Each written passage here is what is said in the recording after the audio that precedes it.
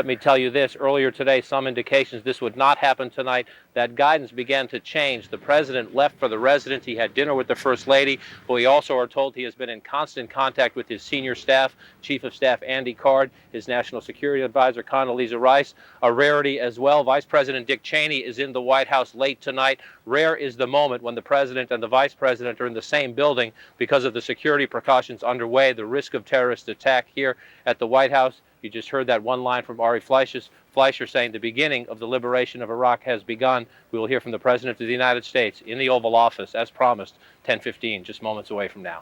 Yeah, about 29 minutes from now. John, you said that earlier in the day, all of the indications you were getting, certainly all the indications that we were getting, is that this would not start today. Then it began to change. Do you have any sense of what changed, why change, any of that at this point?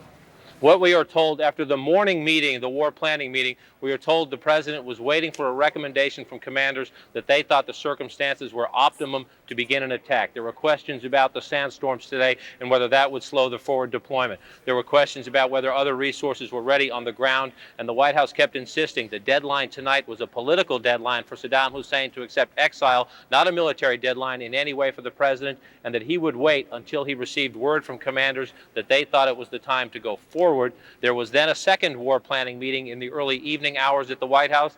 In and of itself, not extraordinary. Those sessions have been 2 a day for the past several days, but obviously at that meeting tonight, some guidance changed. We are told the president did go to the residence and have dinner with the First Lady, but we also are told he kept in constant touch, and again, the national security staff stayed on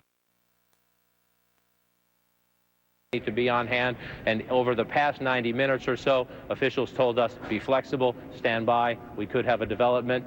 We just received it. Only one sentence from Ari Fleischer, but few words, but great drama in what he announced. It certainly the liberation was. of Iraq, the president says, has begun. I heard it as the disarmament, but you may have heard it better. You may have heard it better than I. Just, John, stay with us for a second. The picture that you see in the large box there is a picture of Baghdad now. What is